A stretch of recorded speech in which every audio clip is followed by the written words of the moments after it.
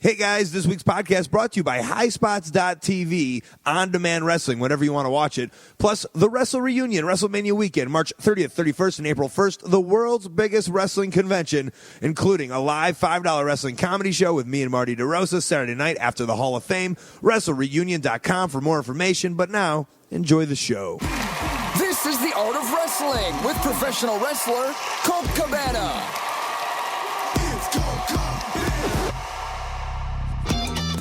All right, how you guys doing? Come on in, sit down, relax, put in those tweaked audio earbuds because you're about to listen to The Art of Wrestling, a professional wrestling podcast, a life podcast, a personal journal, an entryway into the minds, the souls, the hearts, and the lives of the people involved in the world of professional wrestling. I'm your host. My name is Colt Cabana. I am a Chicago native. I am a man who's appreciating the beautiful weather here in Chicago, not necessarily in Newfoundland, Canada. But most importantly, I am a professional wrestler as I do sit here live in the studio apartment in Chicago, Illinois.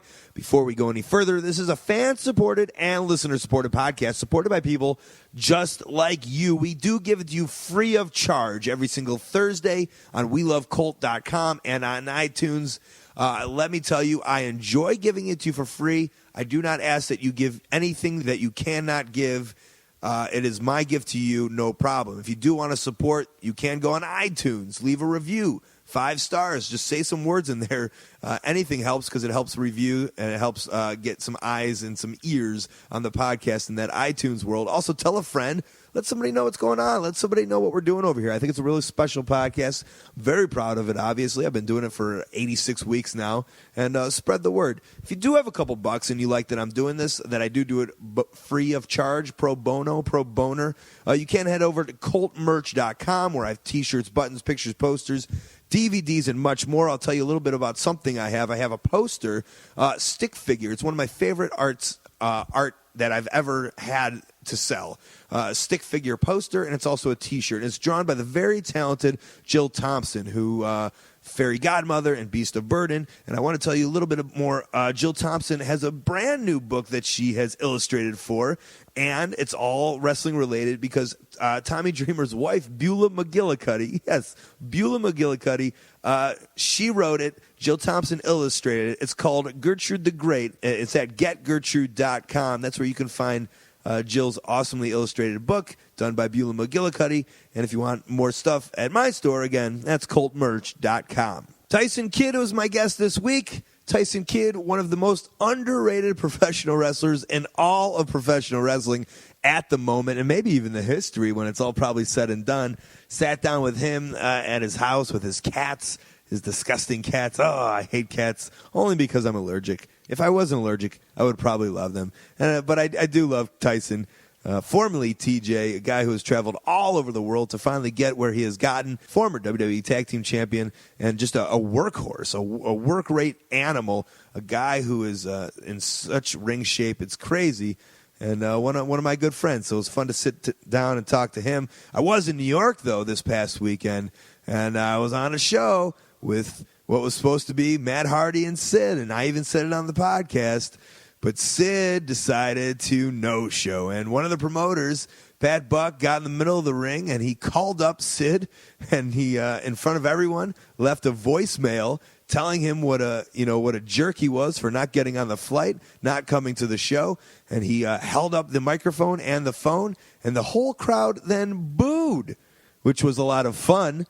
But I think the most fun then came is when he told everybody else to go ahead and call him. He said, hey, you guys can call him too and tell him how disappointed you are that Sid didn't show up.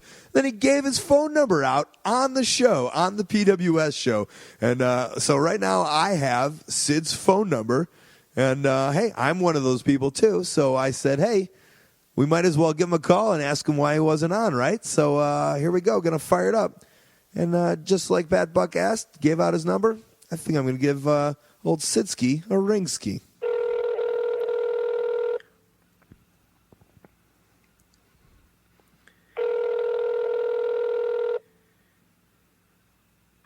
Hello? Hey, is it Sid? Yeah, who's this? Hey, Sid, how you doing? Colt Cabana live on the Art of Wrestling podcast. Now, a lot of skeptics are saying that you didn't show up at PWS show the other night in Rahway, New Jersey. They're saying that for some reason maybe you lost your wallet at the deli. A lot of lies going on. No one really knows what to believe. What do you have to say to the skeptics? You know what, Colt? As far as the skeptics go, I messed it up. Let's take that again. We're live, pal. Oh, all right. Listen, anybody who has any doubts will get their answers tonight. You know what? I don't like that. Let's do this one more time. Let's take it from the top. This is we're recording here. This is a podcast. You know, I never understand that. All right. Yeah, all right.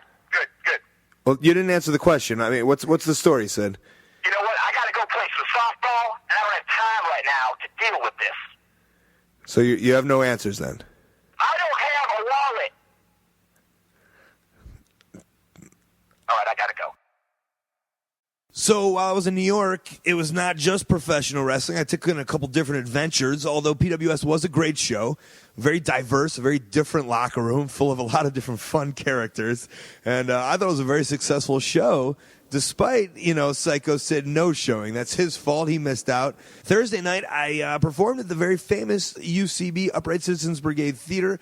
The comedy nerd in me loved doing that, and that was something very special for me to perform there. That was the Thursday night show. It's cage match. It's professional wrestling themed with the UCBW. That's their wrestling aspect of the UCB.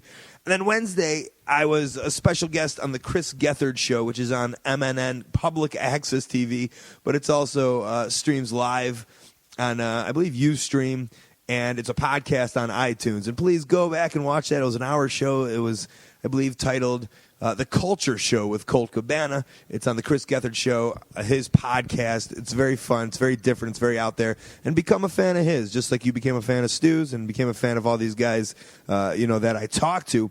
But I want to talk a little bit more about Chris Gethard. He's a comedian.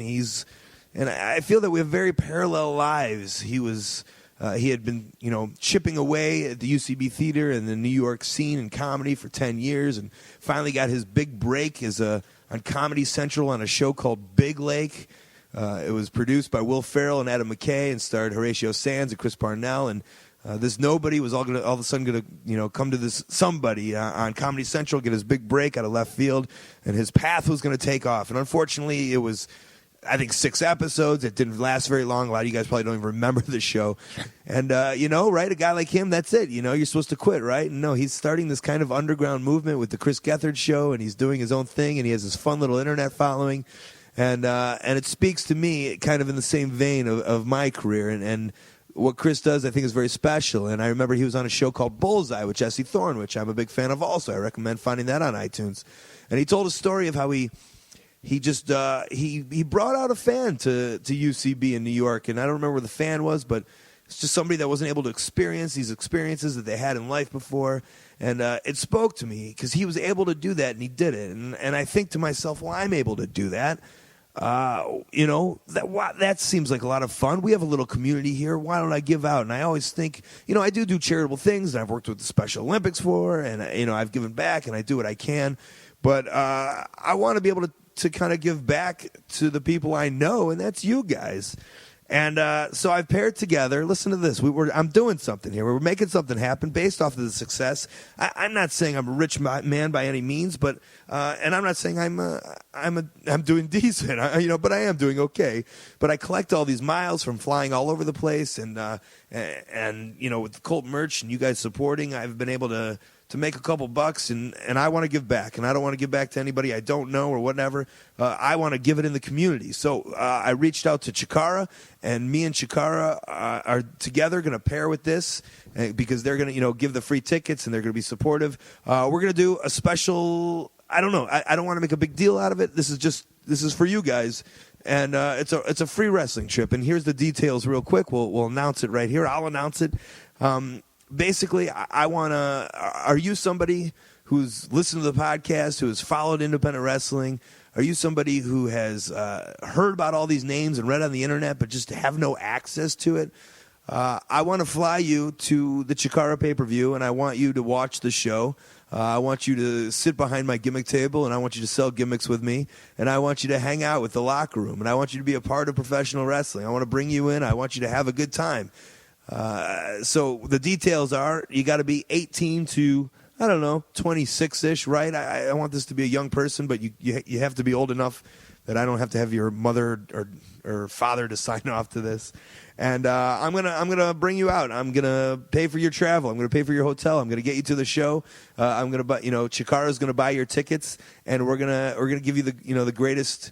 We're gonna give you the greatest time that you can have as a professional wrestling fan because you're not available or able to do it or have the means to do it. And we're going to allow it to you. I'm going to allow it to you. Chikara's going to allow it to you. And I think this is, my way of giving back to the wrestling community and the Art of Wrestling podcast and all the people who love independent wrestling and just think it's so far away that they can't touch it, that you will be able to touch it. So ChikaraPro.com for I guess, all the information. Basically, what you're going to do is send a 90-second to 2-minute video just explaining who you are, why you're going to do it. Why this would be great for you. It's on YouTube. Put it on YouTube and send the link to freewrestlingtrip@gmail.com. And if you don't have YouTube or access to a video or access to a cam or anything, I understand that. We'll also read your posts. It can't be more than 1,000 words, and you can write a little bit of an essay or maybe send a picture. I don't know. You could also send that to freewrestlingtrip@gmail.com. That's going to be for Chikara's iPay-per-view, Chikarasaurus Rex, How to Hatch a Dinosaur, June 2nd in Philadelphia, Pennsylvania. We're going to fly you to Philadelphia, put you up, let you have the most fun that you could possibly have. 18 to 26-ish. We want to show you that there's good things in life and good things can happen to you. So send all that information and check ChikaraPro.com for more information. And I'm doing something for you, but honestly, it's for me. It makes me happy, and I love the fact that I can do this. That you guys have supported, and some of you guys who are doing all right, and you come to the show and listen. This isn't something new. Greg H is a guy who's been doing this for years, so Greg H should be applauded. But, I have the ability to do this for this show, and I'm going to do it, and it makes me feel happy. And I couldn't be happier to do it. For you guys, go on over, check out the website, and win a free wrestling trip to come see Chikara and Colt Cabana. Song of the week this week, of course, by the other Calgarian, Bret the Hitman Hart. He gets in the old music box, and he sings us a song. Here is Never the Right Time to Say Goodbye by Bret Hart. Enjoy it, because I know I do. Then we'll be back, and we'll have a nice, fun conversation with Tyson Kidd. There's no way to make this easy, and I know we've been through some good and troubled times. There's never been a right time to say goodbye. But if I stay, she'll only see right through me. And then that look of shame inside my eyes,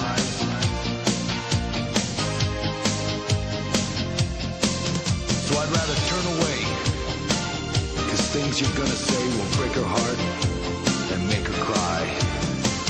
There's never been a right time to say goodbye.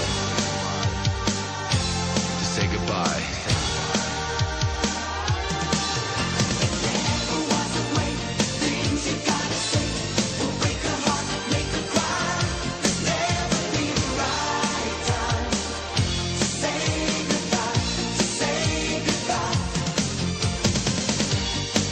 Lies would only hurt her, and I could never deceive her in that way.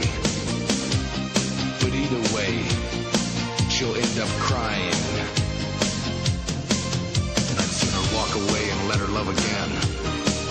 But anyway, our love's dying. There's never been a right time to say goodbye. To say goodbye.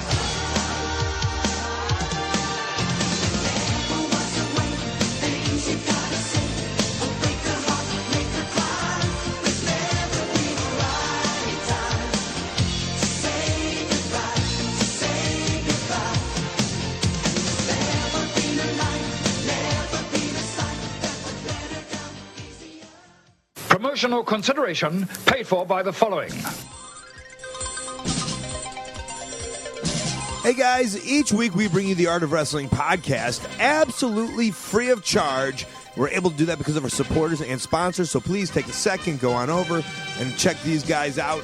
onehourtees.com. Custom t-shirts made to your liking in an hour, a week, or whenever you need them. Are you a wrestler, a promotion, a band, or somebody who just needs t-shirts done quickly and awesomely? Go on over to onehourtees.com. SundayNightStew.com. Hollywood superstar Stu Stone is live and interactive on the internet every single Sunday night. SundayNightStew.com. WrestleTalk TV, the world's fastest growing wrestling chat show. It's done with HD cameras and in the finest studios of London, England. Check them out at youtube.com/WrestleTalkTV.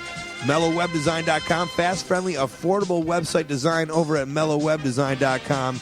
And tweakedaudio.com/Colt, the best earbuds in the world. I use them every day. Over 30% off and free shipping if you're a listener. If you go to tweakedaudio.com/Colt. If you want to advertise on the Art of Wrestling podcast, you can.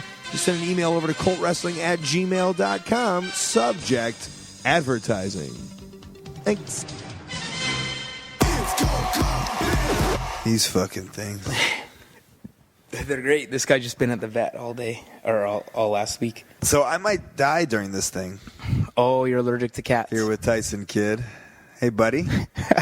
Colt, how you doing, man? You're really proud of these guys, by the way. Yeah, I love both these cats. This guy's he's got his own Twitter and everything. Does he? Yeah, not made by me, not made by Natty, made by fans.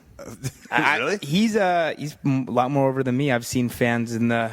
This is Gizmo. Yeah, this is the legendary Gizmo. Oh, she loves Gizmo. I've seen fans make signs for Gizmo in the front row, Really? Not joking around. And I saw one in Calgary or just no, not in Calgary. Like at random places. Last year's Royal Rumble had a Gizmo, Lay Cool Fears Gizmo sign. Somebody in the front row, and I think 2 weeks ago I saw Gizmo is a broski sign.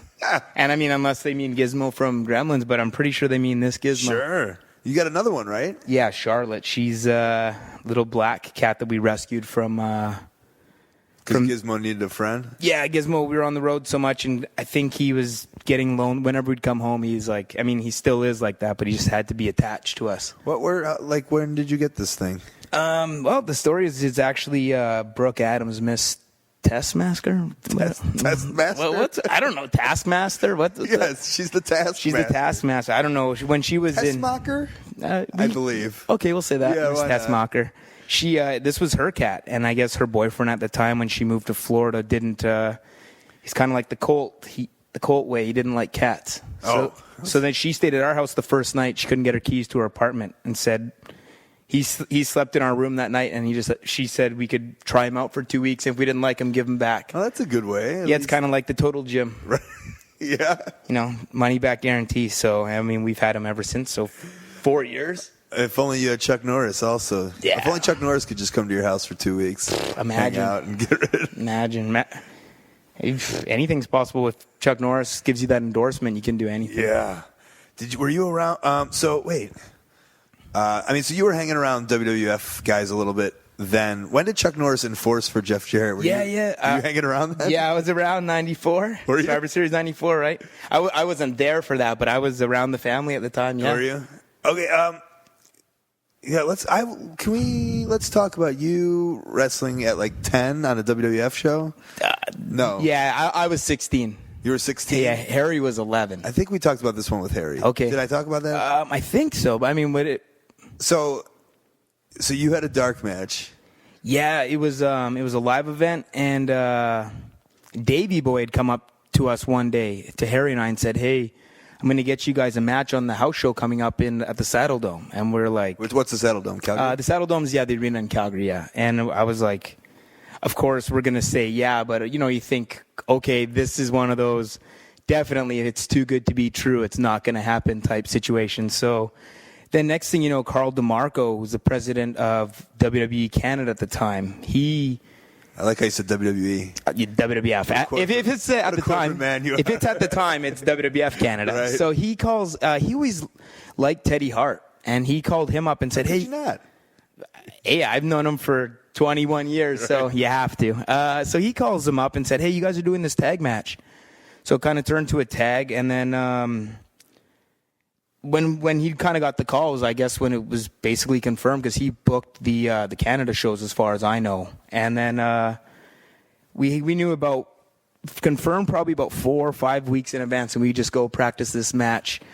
And this match that we were practicing, obviously it didn't look like this, but in our minds it was the WrestleMania main event that you've ever seen. I was taking a backdrop over the top rope to the floor in like almost like a 450 bump, and like It was what, you and Harry? it was me and a friend of ours named Andrew Pekarnik against Teddy and Harry. And who was the oldest?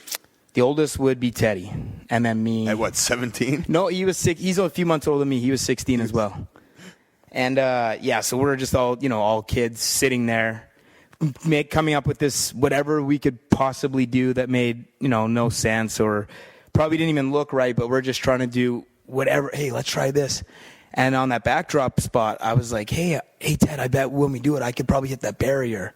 And imagine like if you go to a show, a WWF show, and you're the main event, Shawn Michaels versus Vader, and like Undertaker's on the card, and Triple H and Goldust, Owen Hart, Bulldog. You see these guys, and imagine if you were to see these kids in 60, and I probably looked about 10. Good Lord, yeah. And imagine me taking some bump over the top rope into the barrier, and that's within the first 5 minutes, and we thought we had like this 20-minute match planned out. Come on. At the time, I couldn't understand why when they came and talked to us and kind of gave us the rules that night, about an hour before we went out, they said, hey, you guys got 5 minutes. When I start playing with my tie, Earl Hebner's going to tell you guys that that's time to go home. Who said that? DeMarco? Jack Lanza. So Jack Lanza's sitting at ringside? Yeah, and he says... That's the old pencil? Yeah, the old Carney tricks when I touch my tie. And don't hit the stunt granny. Yeah, don't forget about old stunt granny on the signs. You can rip the signs. Yeah.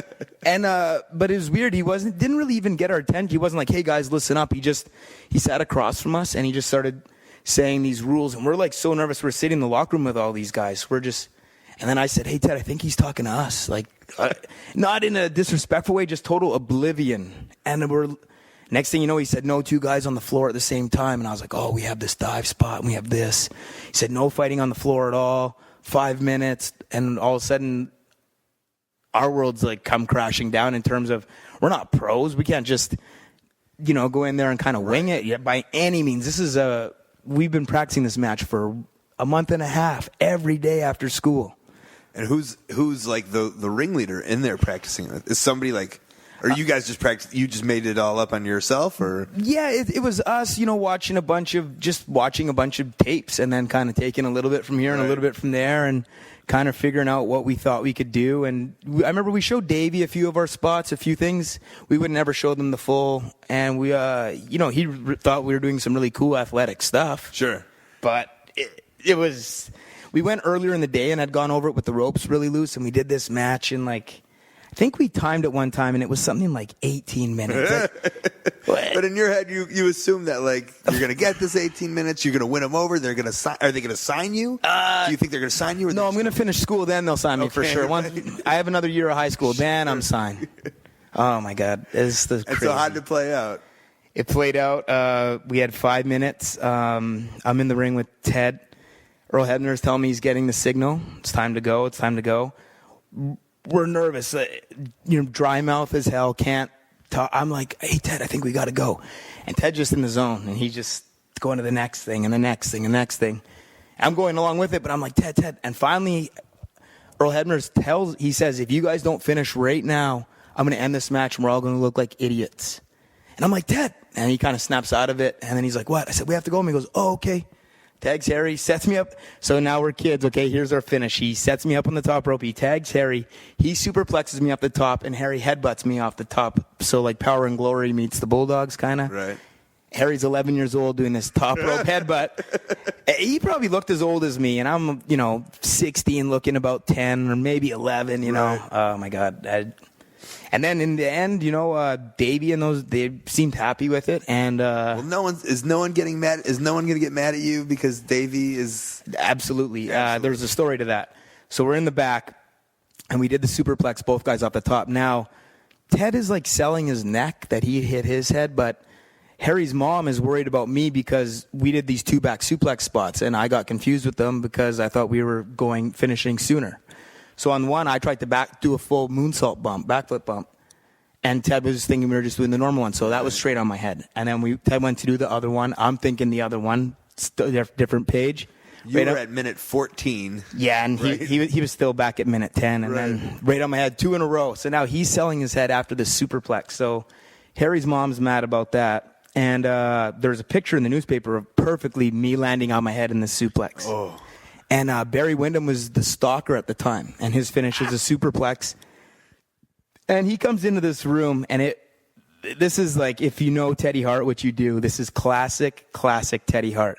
Me, I'm scared. Barry Windham comes into this room and goes, "Hey guys, good match, but you did my finish." Okay, so at the time, I don't understand wrestling rules very well by any means. Okay, and I'm just like, oh, this guy seems kind of serious, and he's a pretty big guy, and I'm really, really small. I'm kind of, okay. He's got all this crazy camo on. And I don't think he had the face paint on the house shows, but he did have the camo. And Ted, as if anyone knows Ted, he has been exactly the same since I've known him at 10 years old. Ted says, "No, well, actually, Barry, the difference is when you do your superplex, you're standing on the second, and we did it both guys on the top. We went to that next level." And I'm just like, and then by the biggest fluke, Davey walked in, and maybe Owen too. And Barry's like, no, just kidding, guys. Great match, and walked out. But, like, to be honest. You see it on his face? Yeah, and to be honest, he's totally in the right. Of course. 100%. We're just kids. They just they gave us the match for Ted's brother's, like, memorial. It's and part of the proceeds went to charity. They're just really, it's a donation. Well, our match, it's a total charity match. And, like, here we are doing their guys' stuff and then debating about how we should be allowed to because we did it, different or whatever. Right. You were 16?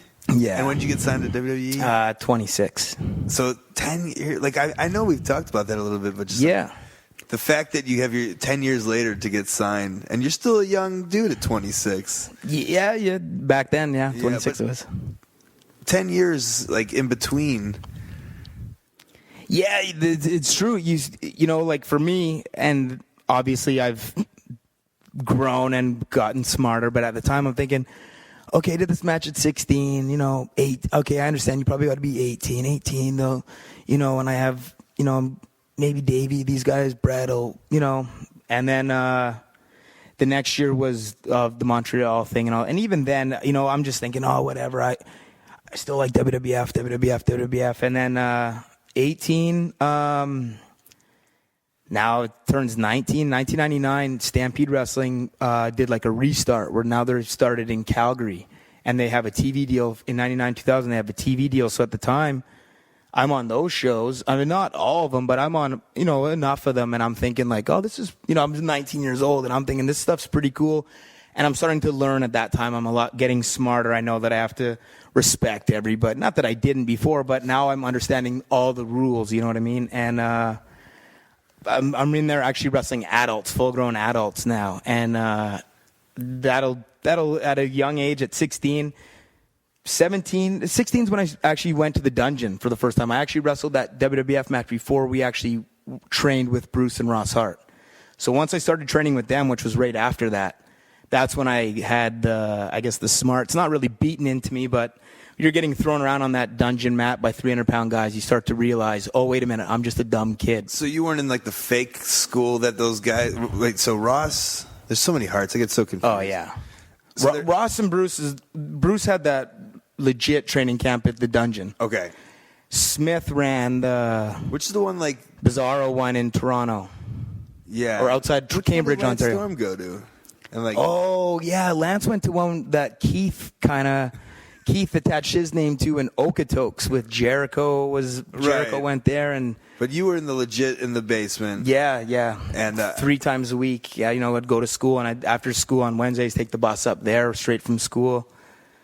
Wrestle, take the bus back home or maybe, bum a ride from somebody and then Saturday and Sunday. Well, how'd you get involved with all this clan? Man, you're like an adopted son, basically, right? Yeah, in a way, it's basically like that. I went to school with Teddy Hart, so I mean that in itself is about So from age 5, kindergarten stuff. No, he came to my school I was 9. I was in 4th grade, and caught some kind of vibe from him. I didn't want to be around him, so 4th grade we were not friends. I can only picture 12, 11-year-old Teddy Hart. Just up to and like we all had those guys when we were that age, and I know him already. I already have a picture of him. Just picture him now, just with shorter hair and smaller. Right. Probably not. He's probably still like Jack though. Yeah, he always was an athlete, Ted. I was not. I was real skinny and I was pretty frail, and he was always, even when we were always like the same size. So he was, kind of a little bit shorter, a little bit taller than me, but a bit thicker, and always he always had an athletic physique. So how does he rub you the wrong way right away? He's up some scam on the class. He's trying to get away with an A. Okay, well, no scam, but here's a story that a good friend of both of ours, mine and the guy I tagged with, Andrew Bukarnik, he went to school with Ted since kindergarten till Ted came to my school, and this guy's still a very good friend of mine. Whenever I go back home to Calgary, I visit with him, and so he told me great stories about Ted, young Ted. Young Ted gets up in front of the class in about second grade and gets everybody's attention and explains to them that Santa Claus does not exist. It is actually their parents. He found out from his dad, and there's no Santa, and he's breaking some of these kids' hearts, right. On his pedestal. I think the same. I think the same. Mini CNN for him. And I think the same thing happened for the Easter Bunny, too, that year. Yeah. And so anyway, Ted, when he came to my school,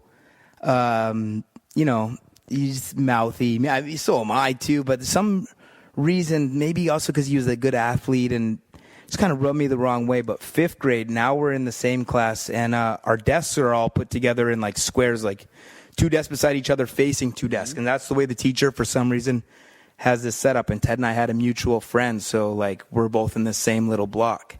And I remember clear as day, the end of the day, I told my friend, I said, I don't know, man, Ted's we're going to get in a lot of trouble. He's real loud. Let's move our desk a little bit out of the way. So I moved my desk a little bit to the left, and then my friend moves his. And I can't remember who the third guy was in our little square, but he moved his too. And the next day, Ted came in and goes, hey, guys, somebody moved all the desks but didn't move mine. And this is sounds like a lying story, but it's dead true. Then he moves his in, and then it was like, okay, there's no getting rid of him. And for whatever reason, we just became friends. I remember he'd always tell me about how he lived in a gym. And as a 10-year-old kid, you're not thinking a weightlifting gym. I'm thinking gym like my gym class. I'm like, Ted lives on a gym floor with basketball nets and a floor hockey net? Does he play dodgeball every day? He wakes up playing dodgeball. It's a great, yeah. And I'm like, do you have a school cafeteria at your house? And he's like, no, yeah, my uncle's Bret Hart. And I'm thinking, it sounds dumb, but in Calgary, you run into a lot of kids that, even make this up. It sounds weird now to say, but I remember the next year when Ted and I were friends, we were playing street hockey and had some altercation with some kid, and then this kid was like, you don't want to mess with me. My uncle's the British Bulldog. And it's like, of all the people you could say, right, and he's lying, and that's actually Ted's uncle, you know what I mean? And it was like, what kind of world is this? I remember at camp years ago, and this one kid always brings it up to me. Which is funny and a whole nother story, but I told him my uncle was Greg Gagne, but I was talking about the Minnesota Twins shortstop at the time. Gotcha. Yeah, but I don't know why I made that up. I'm in the same boat. Yeah, I mean, as kids, everyone's always telling stories, But so anyway, Ted, he's finally convinced me. Told me that at his gym, he also had an ice cream store, and just come over, and if worst case scenario, have some ice cream and leave. And I lived really close to the school, and he just lived across the bridge. So I go there to his house, and first person he introduces me to is this woman on an exercise bike, and he says, this is George. And I say, hi, nice to meet you, And I'm thinking, why is Ted introducing me to gym members? This is my first time at his house. And I see that it's a bodybuilding gym, a workout gym, not like my school gym. So that's I'm taken back and intimidated by all these people, these strong, big guys working out. And like I said, he introduced me to George. Well, it turns out George is his mom. I've never heard him call her mom ever. It's George. Oh, really? George is Ted's mom, and that's what he has always called her, Since George. Wow, that's weird. And then he introduces me to his dad named BJ. Hey, this is B. Okay. I find out they're his parents, and I see that he really does. They serve ice cream there, and a lot of the stuff that Ted's told me as a 10-year-old kid are true. Right. Why do you serve ice cream In a gym. I don't know. Maybe that's his. Have you thought about this? That might be the circle that keeps him coming back. That might be that might be one of those like trouble circles. Like I can't get a job because I don't have education. I don't have education because I can't get a job. One of those types of things. And if you own the gym, you own the gym. Feed him ice cream on the way out. Like go back to the gym. Well, I know they'd make shakes there, and it was like an option with the ice cream. And probably someone thinks like, oh, I worked out. Hey, I'll have some ice cream in that shake. They have the ice cream, and then maybe a few hours later, their pump goes away, and they're like, hey, I'm soft. Oh, it's from that ice cream. I'm going to go work out tomorrow. And I don't know. And as a kid, I guess you don't think of it as if there's any kind of ice cream, you're probably like, you don't care about the protein shakes. You're like, it's an ice cream parlor. As a kid, I don't care. Yeah, it's an ice cream parlor. Ted's brought me to his house. There was this floor where we actually could play floor hockey. It was like, not tile. I don't know what. But it's like a hard surface floor area. He didn't live in the Hart Dungeon or the Hart house, did he? No, they had a house above the gym. Okay. And this is downtown Calgary. Okay. And so that actually just 2 weeks ago got torn down. The gym? The gym is torn down. Really? 2 weeks ago. Sorry. Yeah, so that's pretty crazy. So then you have friends with Teddy. Teddy takes you into the wrestling world. Yeah, Teddy brings me to his, now from there, hey, come to my grandfather's house. They have a wrestling ring outside. Did you love wrestling before this all came to you, or did well, I used to watch wrestling when I'd see it, but I live with my mom and two sisters. So like, picture me as a young kid. I watched wrestling, and now I want to try what I saw on TV. There's no disclaimers at the time. Now the disclaimers, you can't try it. Can't try not to. You at all. You cannot try it at home. Correct.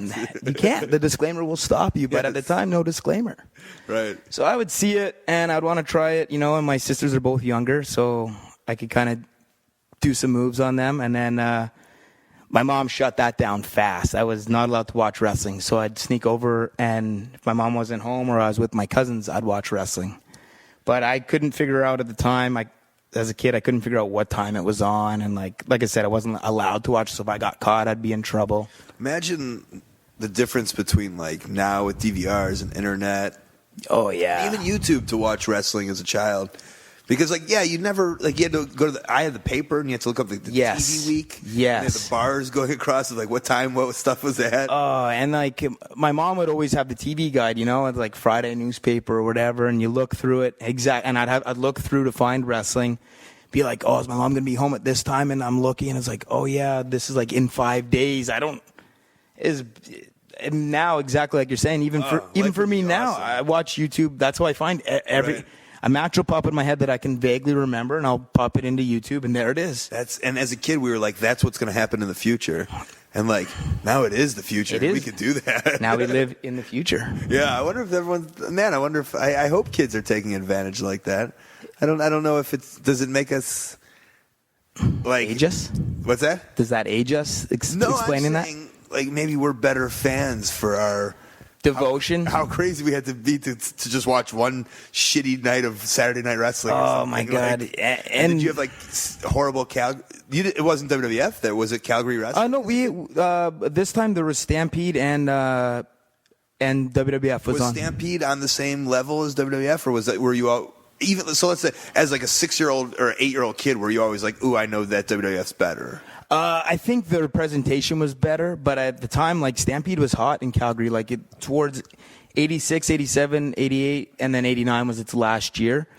Those years were hot, and it was still, Davey had come back there, and Dynamite too, so you'd seen them on WWF TV, and now here they are back in Stampede. But WWF was bigger, and we knew that, but you could see, like I said, by presentation alone. Right. But, still, the fact that it was local, I think, is why everybody really liked it.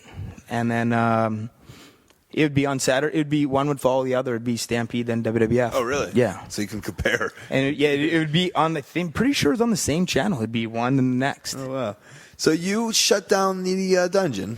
Yeah, I was. You were so good. That was your claim in Florida, right? Yeah, that used to be my old. I had to come up with some kind of catch or some sort of tag, so that would be what I'd say. But the truth is, I just happened to be around. I lived at the guest house up until the house was sold for the last few years. And actually, when the house was sold, the guy they sold it to was going to allow us to still live in that guest house and kind of keep an eye on the property until this is October, and was going to keep us there till at least April. So we weren't looking for a place to move or anything. They said no, they wanted us there. Well, something had happened where when they bought the house, they bought everything in it too. But one of the members of the family took 2 chairs, and the guy that was in charge, he had to tell the guy. So he tells him, "Oh no, these chairs are gone." Well, this guy says, "Okay, that's it. I don't know anybody from anybody else. I want everybody out of this property tomorrow by noon." So I get a knock on my door at 5 p.m. "Hey, tomorrow by noon, you got to be out of here now." So I'm like, "What?" So I end up staying at my friend's for a couple weeks till we got an apartment. But from there, when they came and knocked on my door, it was the same day as the last practice. We go over to the dungeon, and then next thing you know, we're ripping up the mats, pulling out the canvas, pulling everything out of there. And that's when, and like, have they torn down the Hart house? No, it's still there. It's been renovated, and it's actually it's a greenhouse now in terms of like. They didn't preserve any of it. They restored a bunch of stuff, and they renovated it, and it's still there. It looks a little different. They actually went back to how it used to look a long time ago, like with this green roof, and it's a greenhouse in terms of energy efficiency or something now, which is the exact opposite of what it used to be, 100% the exact opposite. So, I mean, I guess in terms of the ozone layer, that's a good thing. Right. Was it madness? Were like people crying, or do you remember any of that? Yeah, it was definitely overall sadness. I was in a state of shock just in terms of like, I have, under 24 hours to get out now and get all my stuff and move it all. And I mean, whatever, got all taken care of. But how many people were living there like one time? Before that, like. What was the most amount of people? Because you guys would tell the story that you go to breakfast and there's fucking 19 people sitting. Dude, Sunday dinners would be like the most unreal. Like, it turned into at one point. I remember when I was first getting invited, and I was like, "Wow, this is such an honor," and it was. But later on, it just became like, where it becomes like a rib, and you can invite anybody. Right. Like, "Oh, this guy's hilarious. Bring this guy." Brent Chisholm, right? Harry's favorite, Brent Chisholm. But like all those types of people. Yeah, millions. I remember this one guy. They called him Sugar Ray. The first time I ever singer. I wish. Yeah, right. Sugar Ray. No, and not even the boxer. Yeah. Some other guy that I don't know why his name's Sugar Ray, and he just was talking. It was the only time I ever met him was this one Sunday dinner, and this is like, I don't know, maybe 2000 or 90, and he's just like, Papa Stu, remember when you wrestled the snake, Papa Stu? Oh. And Stu, he's like hard of hearing, and he's just like, yeah, you better eat all your food there. And he's talking, and then he's like, hey, Papa Stu, remember when you wrestled the tiger? I was so scared for you, Papa Stu. And I was just like, what is this guy? He's just making this stuff up. I've seen the picture of Stu with the tiger and maybe wrestling a bear, but this guy's talking about snakes and like alligators, and he's just going on, and everything to him is like and in a way it was like almost touching or cool, where everything to him, but that's your house. Everything to him was the coolest thing in the world, but it's like, oh my God, this iced tea, Papa Stu. This iced tea, have you ever tasted such good iced tea, Papa Stu? And you're like, okay, I get it. And like I said, it just became where it'd be like, who was responsible for Sugar Ray? I'm thinking Smith. Smith's responsible for a lot of funny guys. Is he the Outcast? He's the oldest, so I don't know. Is he the Puerto Rico? The one Yes, in Puerto Rico? Okay. Yes, that's him. The one that I think he just sometimes breaks the rules to know he's alive. He likes to I think he just likes to pull people's tails a bit and see what kind of reaction they get. And if they give him a reaction, he'll pull it a little bit more and a little bit more. And if they don't give him a reaction, he'll pull a little more and a little more. So regardless, Smith's going to do whatever it takes to try to get under your skin. And who's like the most like normal Hart? Is there a normal Hart? Yeah, there's a few. Definitely. I think the opposite would probably be Ted's mom, actually. Georgia's probably like, she will do anything for anybody. And so it's funny that, she deals with Ted on a daily basis, hourly basis, maybe. Oh, man. So you get done with it. Like, you had, when did we bumped into each other in Ring of Honor in 2003? Yeah, 2003, yeah. And were you at MLW? And no. You weren't on those MLW shows? Punker was. Were you on with Punk? No, I was on a later one with like Daniel Bryan was there, Loki.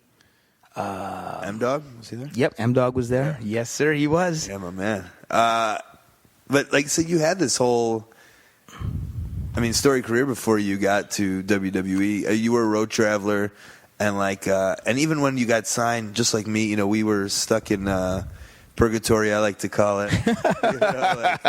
Just when you get called up, and it's true. And I talk about that a lot of times with some of the guys, and even with my friends that aren't signed. And it's true. You're in there, and you're hoping for a light at the end of the tunnel, but you don't actually know if it's gonna come, or say if for whatever reason you knew for sure, but you don't know when, and you're just.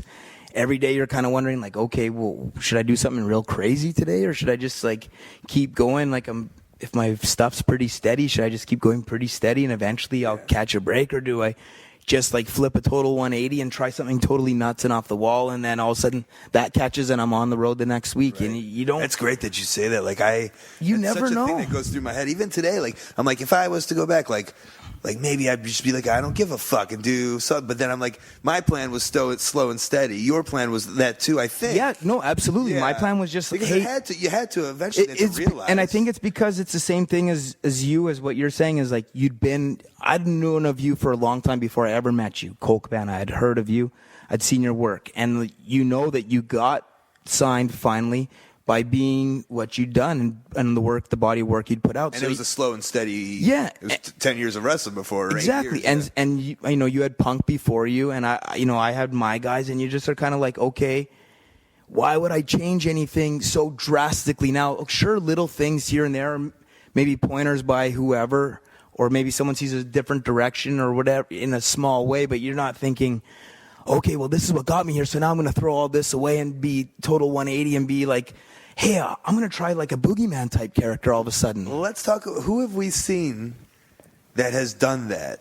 Who comes to mind? Like a DJ Gabriel, maybe? Like he just started dancing? Yeah, he just started dancing, and it worked for a second. And then when I came up on the road, the main thing I heard was like, why is this guy dancing? And I was like, but when he wasn't dancing, nobody like called him up at all. Right. You know what I mean? And even and guys even did the opposite in a small way. Like Ricky Ortiz always was over the top and, had his deal. And then.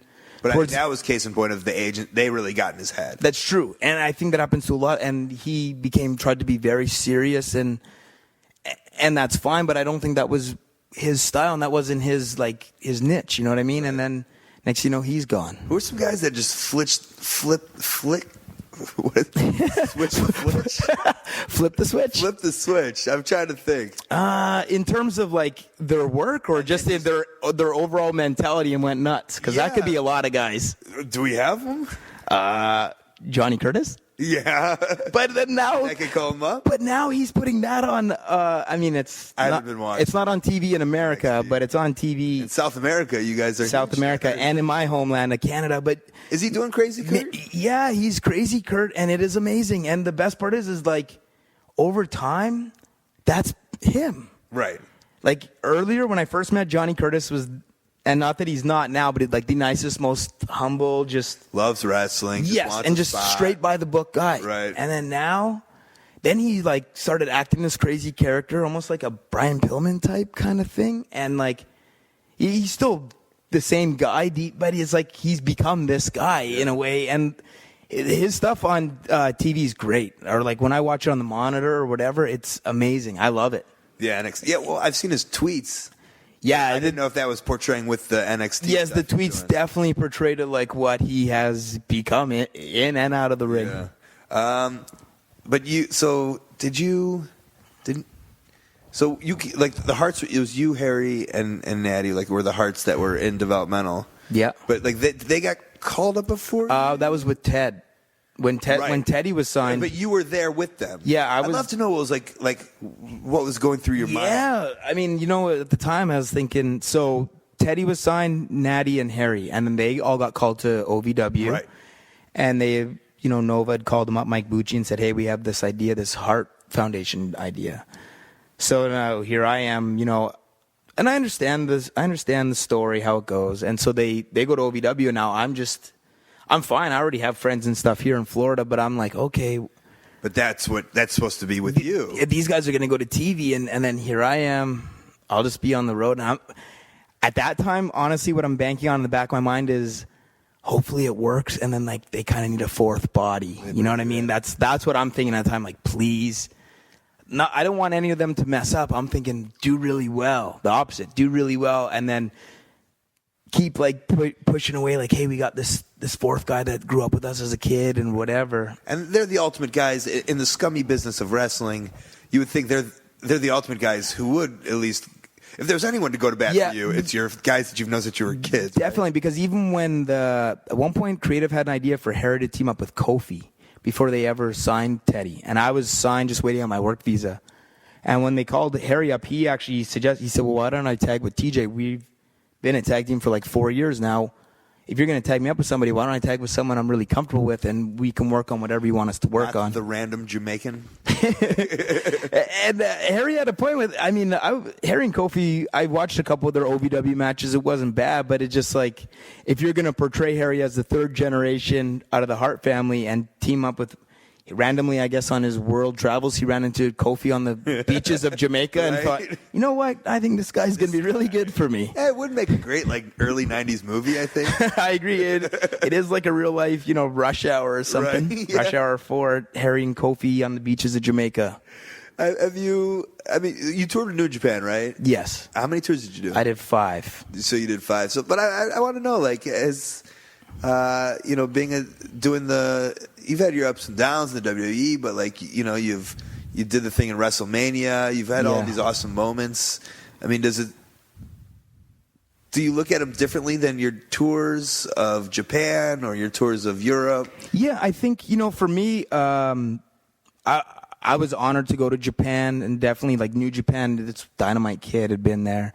Brett, everybody so many guys had passed through, even, Chris Jericho.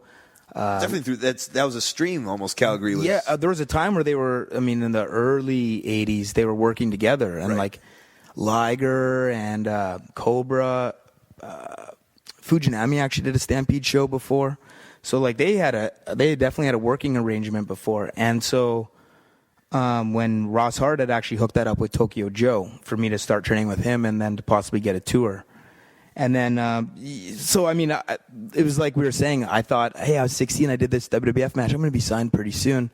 And there's a 10-year gap in between. And in that time in between, I guess I filled my time. We had the Matt Rats thing for a little bit. Good old Matt Rats. Matt Rats to me was hilarious because we actually had a guy that had a condo for Ted and I. So we're living in this condo. But we're not actually doing anything. But they're paying our condo. They're giving us money. We're making a living doing nothing. We're sitting around. We're training. Teenagers. Yeah, I was 20 years old. Okay. And we're training all these young guys, 14, 15, 16-year-olds. And, at their studio. And there's, awesome facility. And we're going there 4 or 5 days a week. And, no one's bothering us. We have, run-of-the-mill at this place. And You're getting, a paycheck? Every Monday or something? No, it was so sporadic, but we'd go there. Who are these guys? Somebody just says I have this idea. Well, or Ted Carney, somebody into no, actually, it's so funny. That's what you would think. Right. That's what anybody would assume off the bat. But actually, Stampede Wrestling, when it had its TV deal, for the first few months was with this cable company in Calgary, and then they had a falling out, and this guy's company happened to come along. Well, anyway, he's at this one show, and he said he'd seen some of the matches and was some of the bigger guys that, really lazy or whatever on a certain day. And he was about to leave. And the next match was Ted and I. And then his quote that he'd always told me was there was some point where Ted clotheslined me and he went flying. And the bump I took went flying. So he said, we land on the opposite sides of the ring. And for whatever reason, that's what, brought up. Yeah. And he was like, wait a minute. What about a promotion of, where there's the age limit is 21, that group Ricky Martin was a part of. Menudo? Yeah, there's an age limit. I don't know if that's what sparked his idea or just happened to be the same. But it was supposed to be 21. Once you're 21, once you're 22, you're out. Get the fuck out. Yeah. So from 17 to 21, you're cool. You got those 4 years. Professional wrestling. You got those 4 years, but after those 4 years, it's, take you behind the shed, old Yeller style or something. I don't know. What happens to you after those 4 years? And then Bischoff gets involved? Yeah, then we did a show and Bischoff wanted to come see it. So, they flew Bischoff out. He came and saw it. After the match, he had a lot of... Wayne from the Wonder Years there? Yes, he's at this one too, okay. old Wayne. Hervey? Yeah, Jason Hervey. Right. They're there, and at this time, WCW hadn't been sold to WWF yet, and Bischoff was banking on this company of his buying WCW. I remember going in one time to go talk to the boss there named Graham Owen, going to go talk to him, and he's like, yeah, Bischoff has this idea where you guys have a match on Nitro and all this, and I'm like, I was always a WWF guy, but I'm thinking like, man, this would be pretty insane if like we're on Nitro all of a sudden. What? And then, Right. Of course, that didn't happen. If the deal fell through, I think Turner took the TV slots out. So then Bischoff's company, or the company he was getting to look at it, was kind of like, well, now we're just buying something with no TV slots. This is nothing to us. It's a library. But to WWE, that library is gold. Yeah, total gold. So. Ooh, what if they owned the Matt Rats collection? Hey. Who owns the Matt Rats collection? I don't know. I guess in a way, I don't Everybody? know. Yeah, I guess kind of everybody. Whoever has the tapes owns it's 9/10 of the law possession. What other random things did you hit up before So you hit? Matt Rats, from Matt Rats, the next thing was definitely New Japan. New Japan, then I did that Ring of Honor show. I remember Carino just telling me what a big fan he was of yours. Yeah, someone else had told me that one time, and when I watched the MLW, we did those the weekend of MLW shows, and he was commentating, and he was saying all kinds of stuff about knew me. all about you. Yeah, and I was Who's like, this creeper. And I'd known him, like, once I started training for Japan, I really got into it. Harry was a lot more into the Japanese style than me. But once I started doing the training, 6-7 days a week, it was like either you would absolutely hate it and not go back, or you had to dive in and love it. And I ended up loving it, and I'd get the magazines every week from my trainer. And I knew Steve Carino from ECW and stuff, but I'd seen the 01 pictures, and obviously can't read a lick of those magazines. Right. I'm not like Harry where I can read the word Smith, and I scan through the magazine for the word Smith anywhere. I'm just looking at pictures. So, that's where I started to get a grasp of actually a lot of guys that were over there at the time, like Punk and Samoa Joe, Carino, and all these other guys that were over in 01. And, I'd see that time was Noah had started. So, so from New Japan, then I did Jersey. I did a Jersey All Pro show once. Right. I didn't do too many American indies. It was always kind of scary crossing the border with there's no work visa, and you got to lie to the guy or whatever. And it's not really a big deal, but at the time, at the time, I'm so scared. But Ted has dual citizenships. When I did the Ring of Honor with Ted, he would take my gear, and I would just hold his video camera, and I was acting like I was just going to go tape his matches. I'm a big fan big Teddy Hart fan, maybe the biggest. I'm going to go record him. You had it all mapped out in your head, and they were probably like, okay, going through, and you didn't say anything. Exactly. And I'm like, oh, but next time I'll get him. Next time I'll get it. Okay, save that one. I didn't use it today. You said the New Japan training thing. You're an animal when it comes to training. Yeah, I tried it. Disgusting. Do you still do the 300 squats in the morning when you wake up? No, You were doing that in Florida. I was doing 500 a day. I did it every day for a year just to try it out. Just to do it. Yeah, and I did it, and after a year I was like, okay, now I'll just switch to 100. And I was doing 100 every morning, and then now I've just got into some different workouts where I've just kind of stopped that for a bit. But now talking here, I think I might go back to it a little bit. The 100, maybe not the 5. I'll leave the 5. That was before I was 30. So my Japanese trainer always said, hey, before 30 is okay. After 30, a little bit slowing down, okay? Yeah. So I'll take his advice. What's his name again? Tokyo Joe. It's Tokyo Joe. Yeah. And you speak very fondly of him. Yeah, the lessons he taught me were true, more than just wrestling. It was life lessons, absolute respect lessons. You know what I mean? That guy, he took training and wrestling and dissected it and put it all into a different level where after you're done a 6-hour session with him, and there's only 3 of us, so it's not like you're hiding in a group of 30 guys hiding, and we have 1 ring and 3 guys. And when it was getting ready for my first tour, I'd wrestle one of the guys for 30 minutes, next guy for 30 minutes. I'd get a little break, and I'd wrestle both of them again for another 30 after doing an hour and a half of squats and, any kind of other Japanese torture that they love to do. And you did this. And this is why, I think we bonded, and a lot of us bonded. There's always a separation in developmental. Yeah, absolutely. It's you came from that. 90 minutes of just, and then, these guys walk in from the football players and whatnot. And we understand. Yeah, exactly. It's not. If they're going to offer you a contract, they are. Absolutely. But How can you not?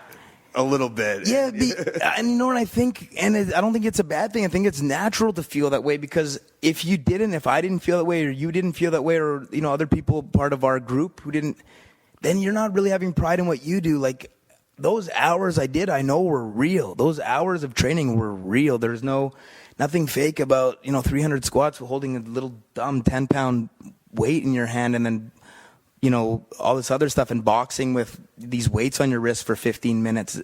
Nothing, I couldn't just simulate that. That was real. And that's what you did to get signed. Yeah. And to be honest, when I listened to a lot of your podcasts and you're talking about all the traveling you did, I never did any of that. I never got in my car and drove 400 miles here, another 300 here. I never did that. I would hop in a van sometimes in Stampede and do these shows. And when I'd go to Japan, my first flight there, I was absolutely petrified.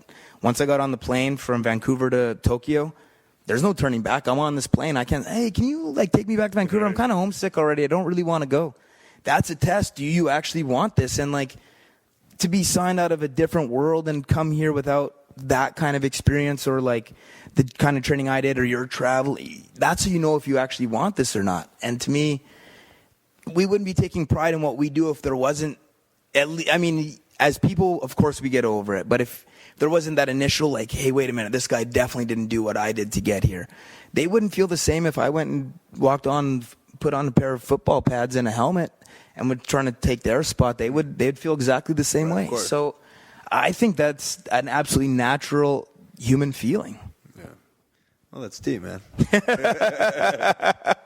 It's my Teddy Hartism. God bless. Well, awesome. Well, cool, man. Here you are, doing your thing. What's your favorite WWE experience so far?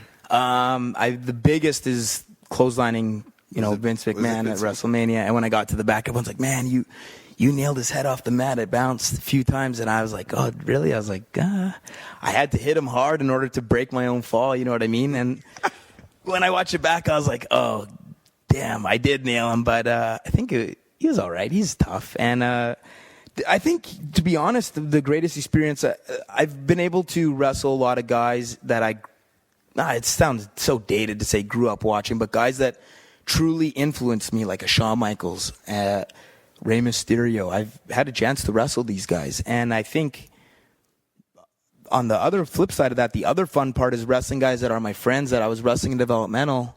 And you're thinking, I can have awesome matches with these guys one day in front of thousands of people.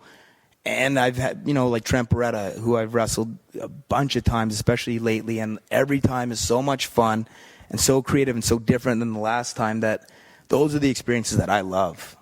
And you get right. And when we did it in front of 50 people in the little arena. Oh, man. I'm sure it's rewarding to then be able to do it in the same style of matches in front of 8 to 12,000 people. And to be in there with the same guys that you came up with and that share the same experiences and share the same passion and, whatever. And exactly like you said, you're wrestling in front of 50 people, kind of giving it your all because you're hoping, hey, maybe this is the match someone watches and this is my break. So now you're doing it in front of a lot more people, and it's just a rewarding, fulfilling feeling. And so, do you remember when they brought the psychologists down to FCW, and they were like, This might be one of my favorite memories ever. Is this the time when we had the tennis balls? Oh, I don't even remember that. But I think the same people. It evolves into one of my all-time favorite memories that I still talk about a lot. That? Do you remember DJ Gabriel? Everybody throws, once we're done that whole psychology thing and we all have these tennis balls, for some reason it was one of their lessons. That was in the arena. Now we go back to the training part, and it's just the boys there, just us. No coaches, and for some reason it was always everyone wanted to pick on DJ Gabriel. I don't know if it's an OVW thing, but it happened in England too. It's something about his personality. Right. He's jacked and he's, looks like a freak. For some reason, you can just pick on him. Yeah, and in a loving way, not in a cruel. This is everybody throws tennis balls at DJ Gabriel. He's in the back part, and he's running, and some are hitting them. A lot are hitting him. Yeah. Some are missing. I'm dying laughing already. But he gets a hold of one. He rolls into the ring. He has spears right in front of him. Spears on the floor. So now this is going to be such a hard throw straight down. And Spears is almost like stopped and thinking like, is he actually going to throw it? And he's like, now's my chance. And he throws it. And like, man, I don't know if it's athletic. Maybe he's been playing soccer or football. No, like baseball arm throw. He nails Beverly right in the eye. And he threw that tennis ball with like years of torment from Spears and Cruel tormenting him. And he had this ball and he throws it with all that torment. And it's an innocent girl right in the eye. And then we all line up to shake John Laurinaitis' hand to leave. And she's got this swelled up eye that's swollen shut. And for me, is such a great story just in terms of like, here he is with all this frustration. And he hit, Yeah. Finally, his big release. And what were you going to say about this whole psychology court? I remember it. I just remember everyone was like, well, what are you going to do after this? What are you going to do after this? And I was like, I don't know. I'm a wrestler. Leave Exactly. me alone. I'm in this exact same mentality. Yeah. And so are you in it for the long run? 40, like, do you ever think about being 40, 45? What am I doing? What's the life? I've sometimes thought about what would happen if, an injury or something kind of out of left field like that. But I was, at the same time, I think I try not to think about those kinds of things. And I think that's what's got me this far is I don't really worry about getting hurt. I don't think about getting hurt. And luckily enough, knock on wood. Do you see yourself in the wrestling industry? I used to teach a lot of young kids wrestling before I was signed, and who knows why people would even let me. Who was I to be teaching people? But I had a lot of fun doing that, and I wouldn't mind, in the footsteps even of like Lance Stormer. He's got his school. I wouldn't mind one day doing that, or even personal training, something that I would maybe look at sometime when I maybe physically can't wrestle anymore. Right. Which for you is probably when you're like 85. You're so fucking fit. If I can try to be that long. Awesome, man. You are on Twitter. Yes, sir. What is it? Kid WWE. Awesome, and I do follow you. And I follow you back. And the podcast is the best thing for doing cardio. Oh, yes. Hawkins keeps debating with me about it. He said he hasn't tried it yet. And I said, if you try it, you'll see. And how I figured it out was one time Teddy Hart wanted to call me, and I said, hold on, give me 5 minutes. I'm going on the treadmill.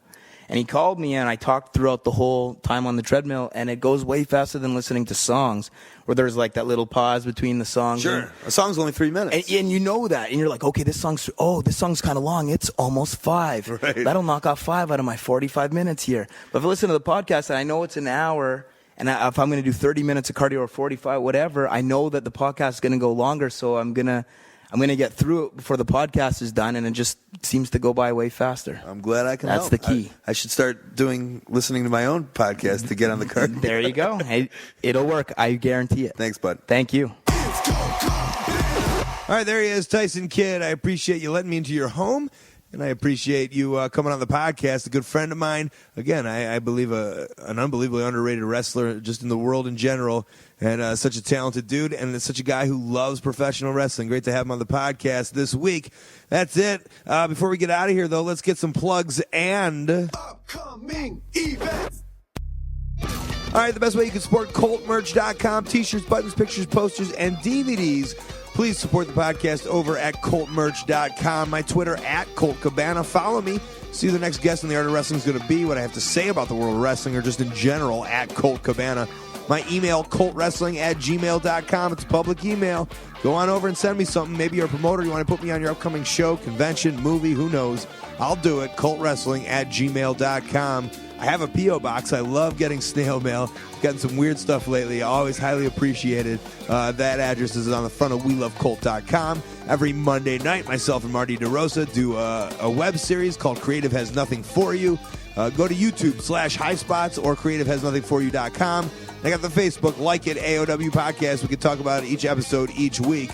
Upcoming events, Friday, March 16th, Berwyn, Illinois, AAWrestling.com. Saturday, March 17th, Elburn, Illinois, NAProWrestling.com.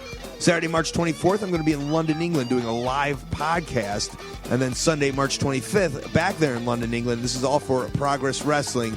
For all that information, ProgressWrestling.com. Tuesday, March 27th, Tempe, Arizona, NWAWildWest.com. Friday, Saturday, and Sunday, March 30th, 31st, and April 1st, Miami, Florida, WrestleReunion.com, and that includes Saturday night after the Hall of Fame, a $5 wrestling comedy show with myself and Marty DeRosa. Only costs $5. It's going to be the cheapest ticket in town and the best ticket in town, except for that big show on Sunday called WrestleMania. Saturday, April 7th, Marietta, Ohio, RemixProWrestling.com. April 11th through April 29th, I will be touring Japan for Pro Wrestling Noah, noah-usa.cc for all that information if you happen to live over there. And then when I come back, Friday, May 4th, Rahway, New Jersey, back with ProWrestlingSyndicate.com. Then Saturday, May 5th, Cinco de Mayo, back in Chicago, Illinois, for LuchaVavoom.com. That's it, guys. That's this week's episode of The Art of Wrestling. I appreciate it. For Colt Cabana, I'm Colt Cabana. Thanks. Not a good week to be Big Sid Vicious, the master and ruler of the world. Some promoter gives out my phone number at an indie show. Yeah, maybe I didn't make my flight. Let me make myself perfectly clear. My wallet was stolen at a deli. It's been a rough couple years, all right? You jump off a top rope and break your leg. Then all of a sudden people are stealing your wallet at delis and you can't get on a flight. And some indie promoter is going to give out my number.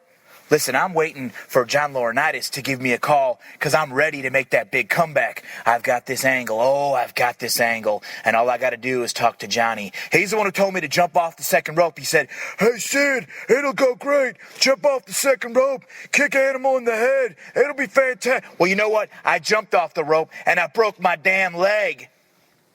And then someone steals my wallet at a deli. God damn it, it ain't easy being Sid. And it's Marty DeRosa. He's getting a kick in the stomach and a power bomb when I see him. Ugh. You know what? I want to do this whole thing again. Let's take it from the top. What? No? God damn it.